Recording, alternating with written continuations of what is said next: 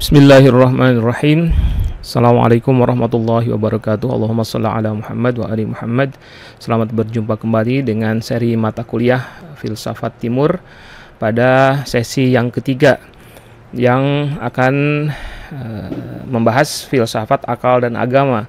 Pada sesi pertama kita mengenal bahwa apa yang akan dikaji pada perkuliahan kita kali ini adalah filsafat timur yang beberapa ada sebagian hampir semua contohnya itu adalah agama. Dan kemudian muncul pertanyaan apa bedanya antara agama dengan filsafat. Di pertemuan yang kedua, di sesi yang kedua kita sudah membahas teologi sebagai irisan atau simpul, salah satu irisan dan simpul antara agama dengan filsafat.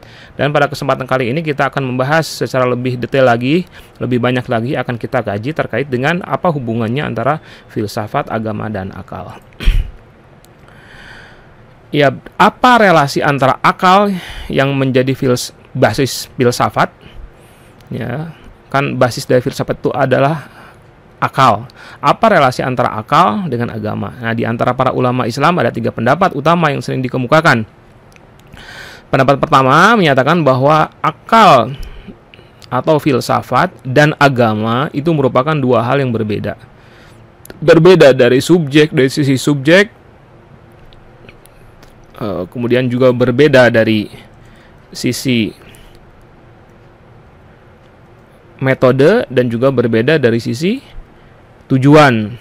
Dan mungkin kalau kita kembalikan kepada beberapa aliran teologis dalam Islam, itu adalah mereka yang menyatakan diri sebagai kelompok akhbariyun, biasanya menolak atau menyatakan bahwa agama dan akal ada 2 hal yang betul-betul berbeda. Dan sebagian diantaranya langsung memvonis bahwa perbedaannya itu adalah perbedaan yang bersifat kontradiktif, sehingga salah satunya harus dipilih, mau milih filsafat atau milih agama. Kemudian ada yang pendapat kedua yang menyatakan bahwa filsafat dan agama merupakan 2 hal yang persis sama, baik dari sisi subjek, tujuan, ataupun metodenya. Kita di dalam sejarah filsafat Islam mengenal tokoh-tokoh seperti Al-Farabi misalnya, yang mengatakan bahwa agama dan filsafat itu adalah 2 hal yang sama persis. Kita tidak akan membahas ya secara detail bagaimana pendapatnya dan kemudian bagaimana pembahasannya atas itu. Kemudian pendapat yang ketiga yang menyatakan bahwa agama dan filsafat atau akal itu memiliki titik temu dan titik pisah. Artinya dalam beberapa hal punya kesamaan dan dalam beberapa hal lain punya keterpisahan, punya perbedaan. Pendapat ini mengatakan bahwa ada sejumlah makrifat agama yang murni merupakan domain dari akal. Dan ada juga sejumlah makrifat agama lainnya yang hanya bisa dilacak oleh wahyu. Ada juga sejumlah makrifat agama di mana akal dan wahyu bisa bersama-sama berperan untuk mencapainya. Jadi prinsip dari pendapat yang ketiga yang mengatakan bahwa antara agama dan akal itu ada titik temu dan titik pisah, itu menyatakan demikian ya. Jadi bahwa ada beberapa hal yang memang khusus masalah agama tapi hanya bisa dijangkaunya oleh akal, tidak bisa oleh agama lagi. Dan sementara ada juga yang hanya bisa dijangkau oleh agama atau wahyu, dan juga ada yang mengatakan dan pendapat ini juga mengatakan bahwa ada juga beberapa bagian dari agama ini yang bisa dijangkau oleh kedua-duanya, baik oleh wahyu ataupun oleh akal. Nah, pendapat ini juga menyatakan bahwa bertafakur dan menggunakan akal justru merupakan salah satu perintah paling penting dari teks-teks agama. Itu artinya bahwa ini ada titik temu yang sangat erat sekali, karena salah satu perintah agama, salah satu perintah teks adalah menggunakan akal. Sementara di sisi lain, akal yang benar, kalau betul-betul secara disiplin kita menggunakan berbagai instrumen yang ada di dalam akal, pasti akan mengantarkan manusia kepada kebenaran agama. Itu kurang lebih seperti ini atau maksud dari pendapat yang ketiga ini. Kemudian berikutnya bahwa persoalan paling penting dalam beragama adalah keyakinan tentang adanya Tuhan yang disembah, Tuhan yang kata-katanya, firman-Nya, perintah-perintahnya harus diikuti. Nah, ini pertanyaan yang paling pentingnya adalah dari mana kita bisa meyakini bahwa Tuhan itu memang ada. Jika keyakinan itu kita dapatkan melalui teks agama, tentu akan tercipta apa yang disebut dengan daur, yang daur itu tidak logis. Pertanyaannya, Anda percaya bahwa Tuhan itu ada? Ya, percaya. Dari mana Anda percaya? Nah, kalau percayanya adalah karena Al-Quran menyatakan demikian, kan seperti itu ya. Ada yang menjawab seperti itu. Bahkan mungkin sebagian besar orang Islam akan mengatakan seperti itu. Kata siapa Tuhan itu ada? Ya, kata Quran. Pertanyaan lanjutannya, ketika jawabannya adalah Al-Quran menyatakan demikian, Anda yakin bahwa segala yang ada dalam Al-Quran itu benar? Tentu saja yakin. Dari mana keyakinan itu Anda dapatkan? Jawabannya adalah karena Al-Quran adalah firman Allah. Kemudian, memangnya Allah itu ada? Tentu saja ada. Kemudian, dari mana kita bisa membuktikan bahwa Allah itu ada? Kan ada di dalam Al-Quran. Nah, itu kan sesuatu yang sifatnya terus-menerus menciptakan daur yang tidak ada ujungnya.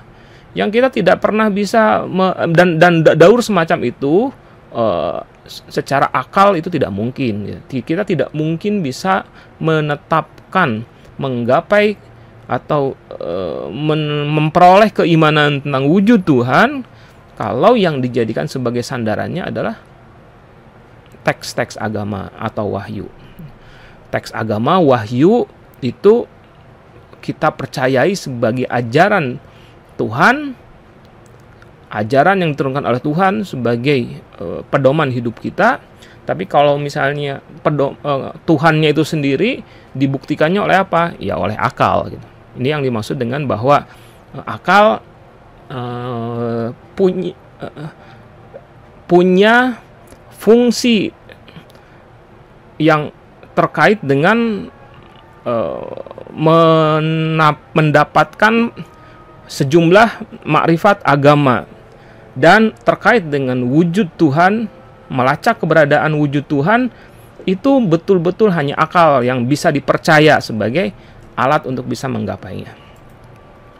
Dan kemudian juga selain menjadi alat dalam memastikan kebenaran wujud Tuhan, akal juga masih tetap diperlukan menjadi alat untuk menentukan kebenaran sejumlah pilar agama yang lainnya.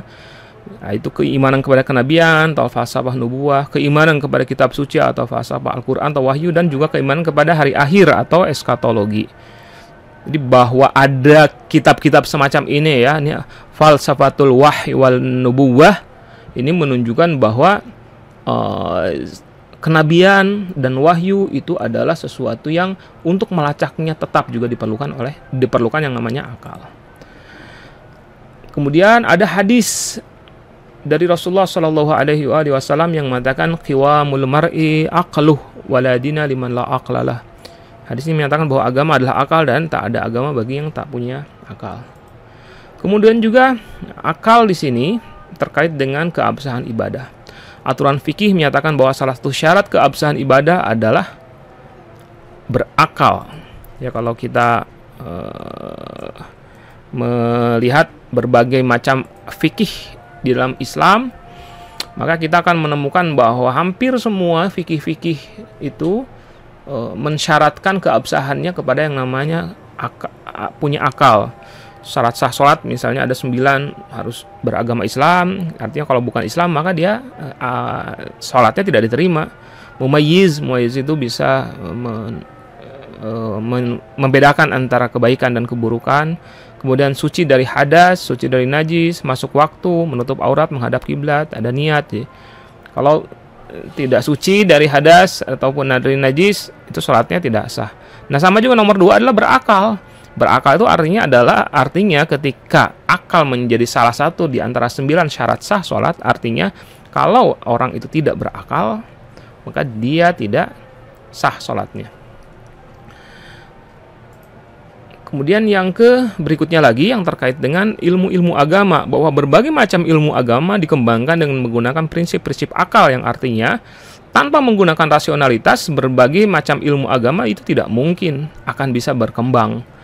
Misalnya sesuatu yang justru sering dipertentangkan antara akal dengan wahyu itu adalah Al-Quran. Tapi ketika kita berbicara tentang ilmu tafsir, itu di dalamnya terdapat pembahasan tentang metode tafsir, tentang corak tafsir, jenis tafsir, dan lain sebagainya. Semua aspek dari ilmu tafsir itu menggunakan Atau kita mengatakan meminjam akal dan rasionalitas. Jadi ketika akal dibenturkan dengan Al-Quran, sementara itu sesuatu yang tidak bisa diterima gitu oleh kita, oleh akal kita. Karena apa? Karena pengembangan ilmu Al-Quran sendiri memerlukan yang namanya akal. Atau misalnya ilmu yang lain yang disebut dengan Islamic Jurisprudence atau dikenal sebagai usul fiqh. Nah, usul fiqh itu